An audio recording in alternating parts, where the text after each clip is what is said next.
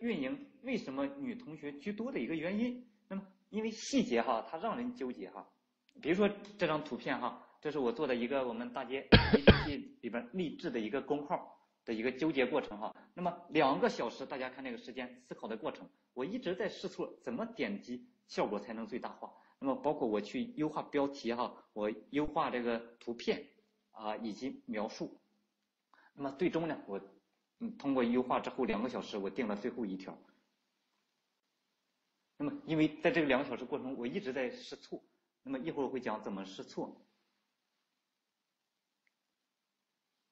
那么我刚才还讲了一个就是腾讯招聘的一个案例哈，我说标题中是带有市场这个容量的。那么其实不仅仅句子里面带有容量，那么其实词语中它依然会带有这个市场容量。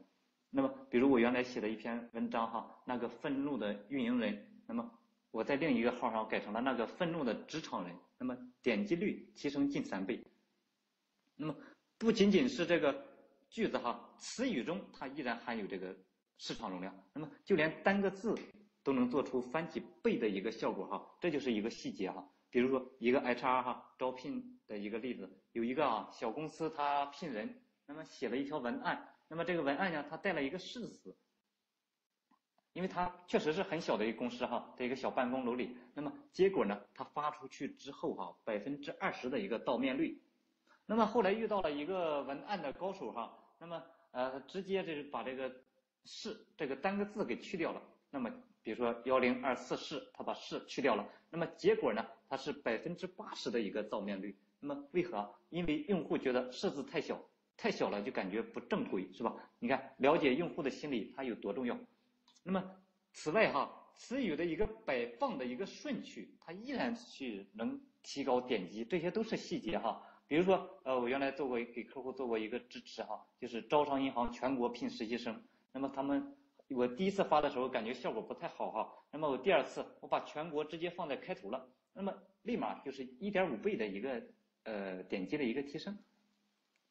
那么关于细节优化的一个例子哈，我举一个我年底刚刚发生的一个例子哈。那么因为年底了，单位要做一个这个跳槽季，就是豪门跳槽季的一个大型活动哈。那么当时市场这个和创意部门策划好后，需要我们运营去助力做一下推广因为我资源都在我们这边嘛。然后我们集中推广了2次。那么大家看这张 PPT 哈，那么第1次推的时候效果不是很理想，然后呢我就集中优化了1次哈，然后隔了个大概10天左右的时间嘛，然后第2次推的时候所有指标基本上都翻倍了。那么我是如何优化的呢？很简单，是吧？第一，我首先我要优化这个阅读数。那么如何优化阅读数？我是做了3点的一个优化。第一，那么我不做头条，是吧？我做独家。大家都知道微信号一次可以发8条，但是发的条数越多，越容易将流量分散下去，那么不聚焦。那么所以说做微信生意的人都知道哈，微信独家发比头条发的价格也是翻倍的。所以说我选择独家发，这是不是一个优化？那么第2点哈，我优化这个标题和描述，是吧？文案。那么因为当时正是年底哈，我印了一个春节的景哈，给用户一个美好的一个新年期待哈，然后将跳槽季量化成了在标题上哈，讲这个跳槽季量化成了几个知名企业的一个名字。那么第3点哈，我重点优化了一下图片，因为我发现这张头图它太有广告范儿了，那么我需要弱化一个广告的感觉。做微信头条哈，头图是最重要的，比标题和描述都重要。因为举个简单的一个比喻哈，如果说微信头条它是一个北京城，那么微信头图它就是2环内，它是市中心。那么而标题和描述它早已跑到了6环外嘛。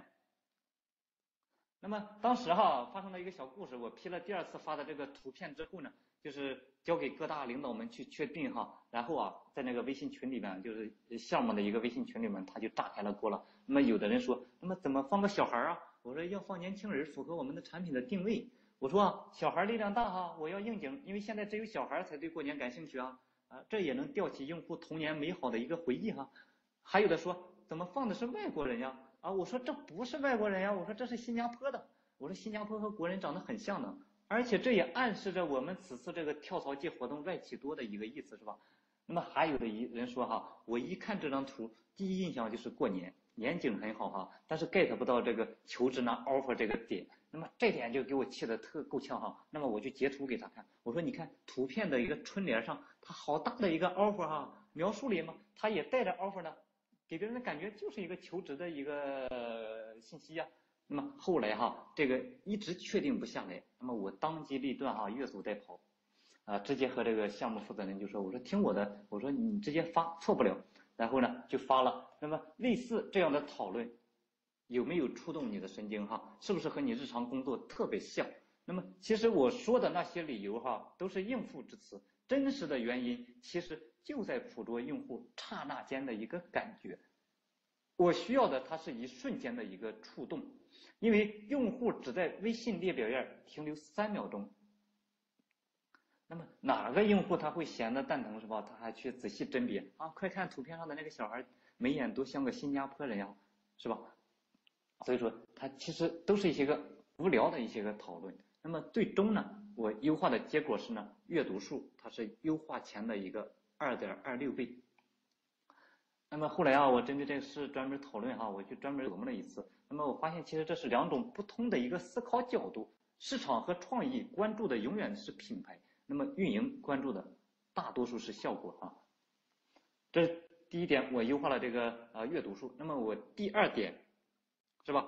我去优化一下内文啊，优化内文就很简单，因为我做的是一个 H5 页面哈，我们直接去掉了一个文字描述，我做个悬念，然后把阅读原文放在第一屏。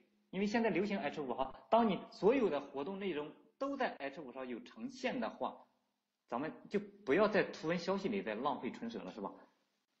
把阅读原文正儿八经放在第一屏才是要紧的，不要小瞧了这个第一屏，第一屏它是一个漏斗，很关键的一个点，是吧？否则说你写了很多的内容，然后辛辛苦苦的这个你设计出来的 H5，那么看的人很少了，那么它其实是特别浪费青春，很内耗的。那么最终呢，我优化内文的一个效果是阅读原文转化率就比优化之前提高了14%。那么大家可以看到，它一切都是在细节在决定效果。然后第5点哈，我刚才一直在举文案的例子啊，那么我们现在集中在讲一下文案这件事，就是说文案人人都能写，那么如何去写？因为一提起文案哈，我最先想到的就是我们的老板。那么我经过多年的这个数据收集哈和这个语义的一个小分析，那么我就发现这么一个规律。什么规律呢？就是老板的一个赞数，它是和员工业绩正相关的。就是说，老板每年发出的大拇指越多哈，赞越多，他员工的业绩就越好，很神奇哈。所以这个赞字它就是一个很好的一个文案，因为它有效果，能激发情绪，给员工安全感。那么员工哈，像咱们员工，只有先解决安全需求，他才会爆发出一些个正能量。所以说做文案，他做的是情绪，是力道甚至于是角度，而不是一个文字的一个简单的一个描述。那么在我们身边哈，有很多人很会说话，那么动辄就能把别人引到沟里去。那么比如说我原来在中关村住哈，经常去转悠。